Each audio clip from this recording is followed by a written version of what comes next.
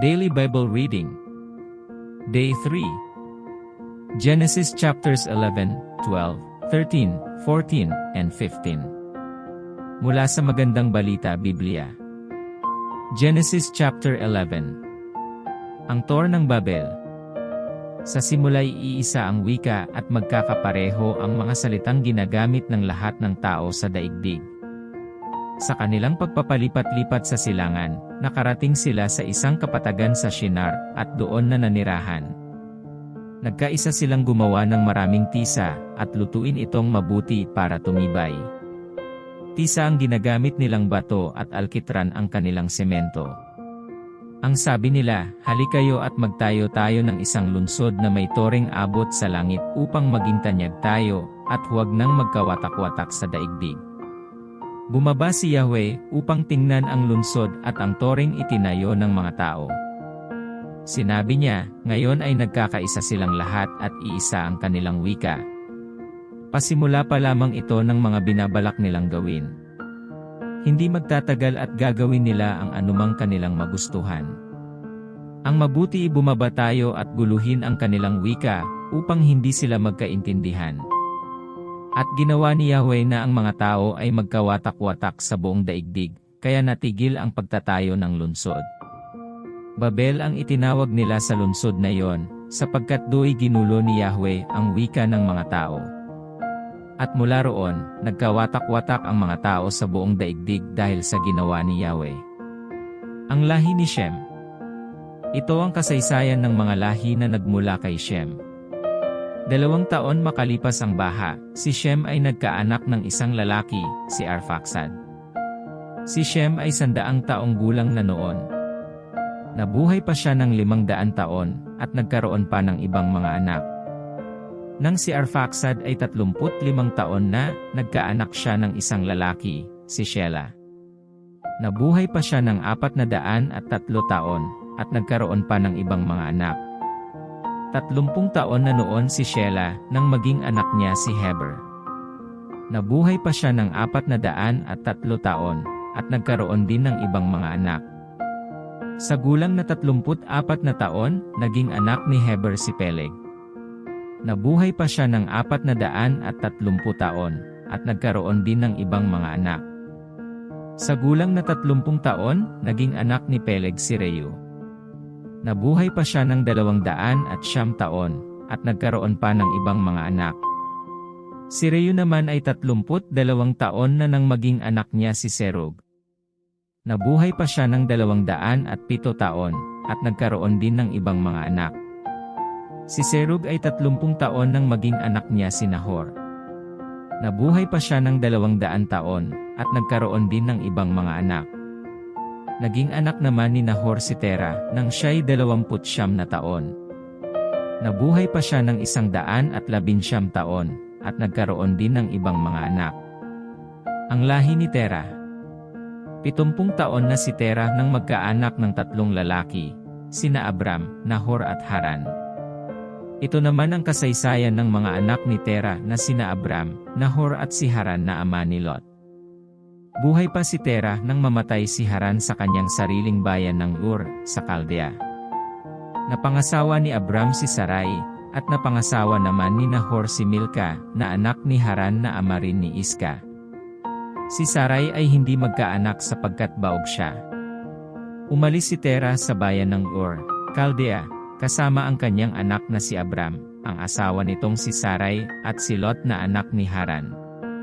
Papunta sila sa Kanaan, ngunit nang dumating sa Haran, doon na sila nanirahan. Doon namatay si Terah sa gulang na 205 taon. Genesis chapter 12. Tinawag ng Diyos si Abram. Sinabi ni Yahweh kay Abram, lisanin mo ang iyong bayan, ang tahanan ng iyong ama at mga kamag-anak, at pumunta ka sa bayang ituturo ko sa iyo. Pararamihin ko ang iyong mga anak at apo at gagawin ko silang isang malaking bansa. Pagpapalain kita at gagawin kong dakila ang iyong pangalan at ikaw ay magiging pagpapala sa marami. Ang sayo'y magpapala ay aking pagpapalain. At ang sayo'y sumumpa ay aking susumpain. Sa pamamagitan mo, lahat ng mga bansa sa daigdig ay aking pagpapalain. Sumunod nga si Abram sa utos ni Yahweh, nilisan niya ang Haran noong siya'y 75 taon.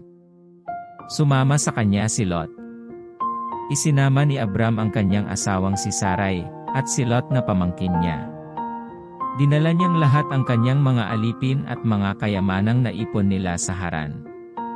Pagkatapos nito'y nagtungo sila sa Kanaan. Pagdating nila roon, nagtuloy si Abram sa isang banal na lugar sa Shechem, sa malaking puno ng More. Nooy naroon pa ang mga Kananyo. Nagpakita kay Abram si Yahweh na nagsabi sa kanya, "Ito ang lupaing ibibigay ko sa iyong lahi."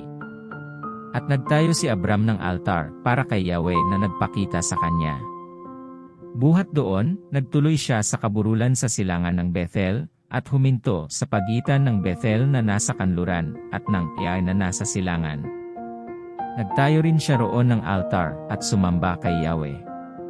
Mula roon, unti-unti silang nagpatuloy papunta sa gawing timog ng Kanaan.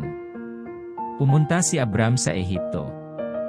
Nagkaroon ng matinding tagutom sa lupain ng Kanaan, kaya umalis doon sina Abram at naglakbay na patimog, patungo sa lupain ng Ehipto, upang doon muna manirahan.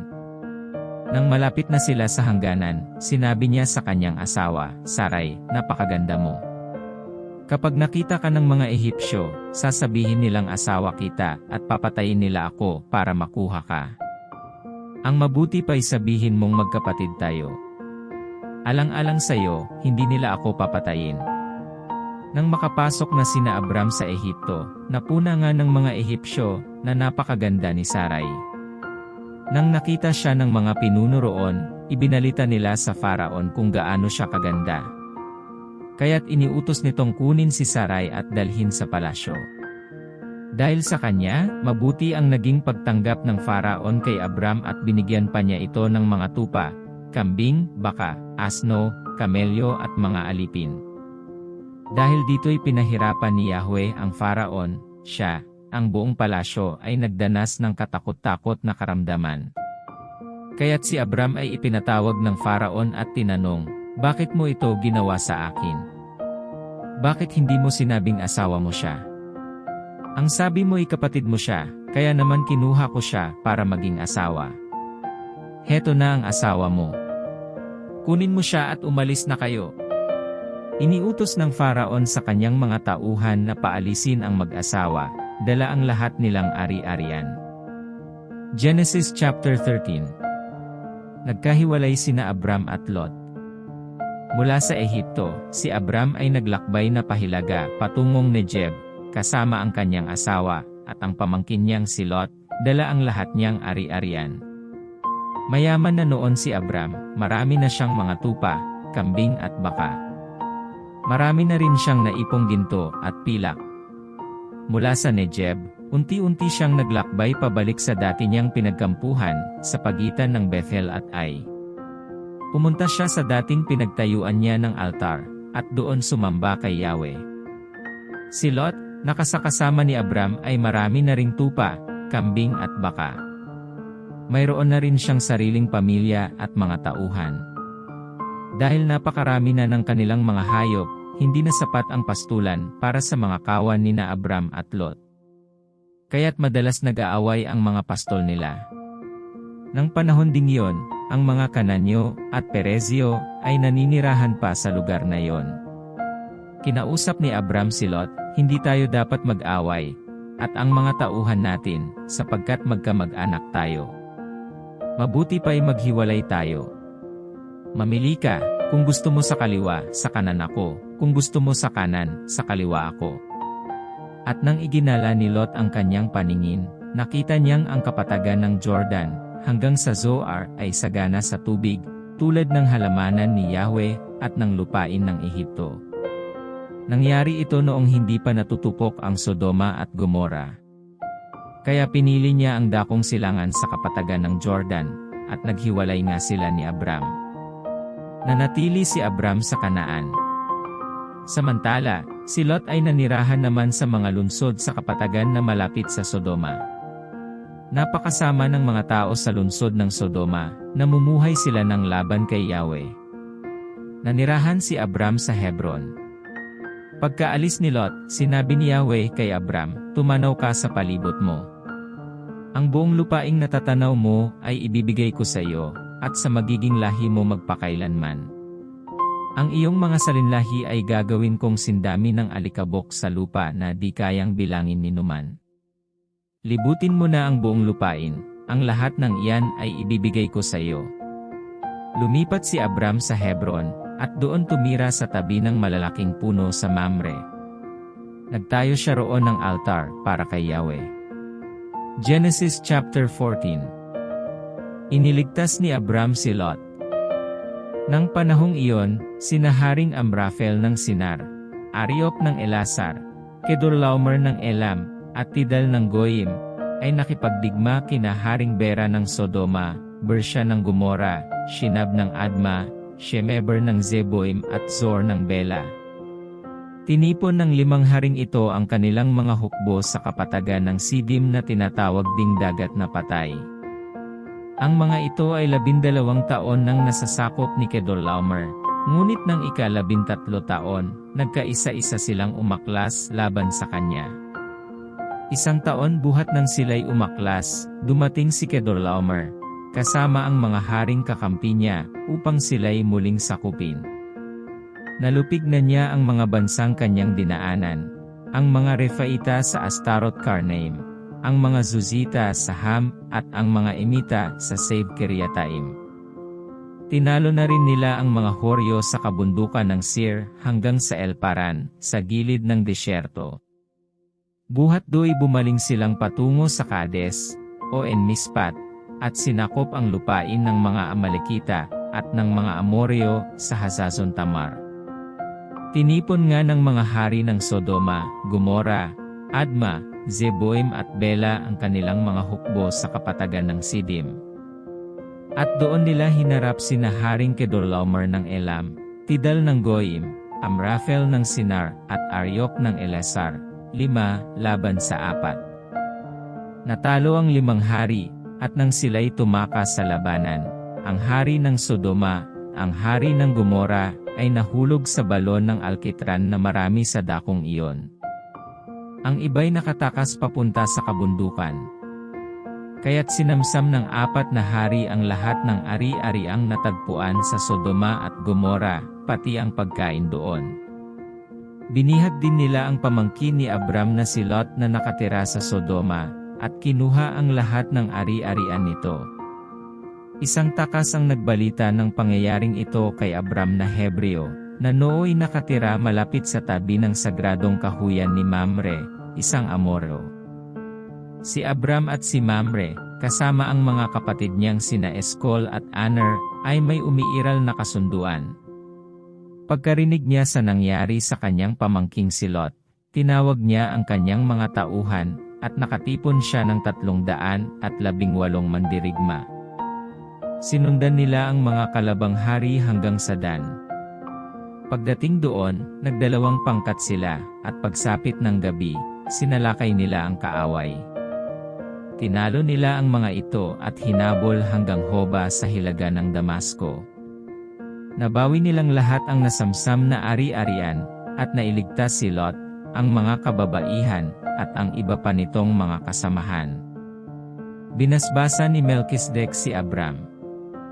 Sa pagbabalik ni Abram, pagkatapos niyang talunin si Haring Kedorlaomer, at ang iba pang mga haring kasama nito, sinalubong siya ng hari ng Sodoma sa libis ng Save, na tinawag ding libis ng hari. Dinalhan siya ni Melkisedek, hari ng Salem at pari ng kataas-taasang Diyos, ng tinapay at alak, at binasbasan. Pagpalain ka nawa, Abram, ng kataas-taasang Diyos, na lumikha ng langit at lupa. Purihin ang kataas-taasang Diyos, na nagbigay sa iyo ng tagumpay. At ibinigay ni Abram kay Melkisedek, ang 10 bahagi ng lahat ng kanyang nasamsam buhat sa labanan. Sinabi ng hari ng Sodoma kay Abram, "Yun na ang lahat ng bagay na nakuha mo, subalit ibalik mo sa akin ang lahat ng mga tauhan ko." Ngunit sumagot si Abram, "Sumumpa ako sa harapan ni Yahweh, ang kataas-taasang Diyos na lumikha ng langit at lupa.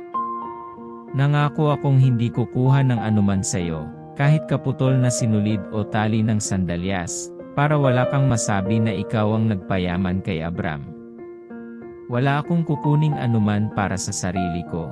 Genesis chapter 15. Ang kasunduan ng Diyos kay Abram. Pagkaraan ng lahat ng ito, si Abram ay nagkaroon ng isang pangitain. Sinabi sa kanya ni Yahweh, Abram, huwag kang matakot.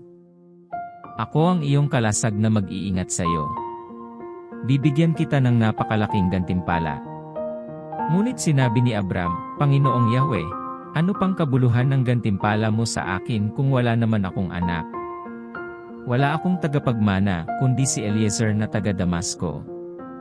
Hindi mo ako pinagkalooban ng anak, kaya ang alipin kong ito ang magmamana ng aking ari-arian. Subalit sinabi ni Yahweh, hindi isang alipin ang iyong magiging tagapagmana, ang sarili mong anak ang magiging tagapagmana. Dinala siya ni Yahweh sa labas at sinabi sa kanya, tumingin ka sa langit at masdan mo ang mga bituin. Mabibilang mo ba yan?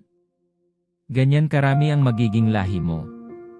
Si Abram ay sumampalataya kay Yahweh, at dahil dito, siya'y itinuring ni Yahweh bilang isang taong matuwid. Sinabi pa ni Yahweh kay Abram, ako ang kumuha sa iyo sa bayan ng Ur ng Kaldea, upang ibigay sa iyo ang lupaing ito.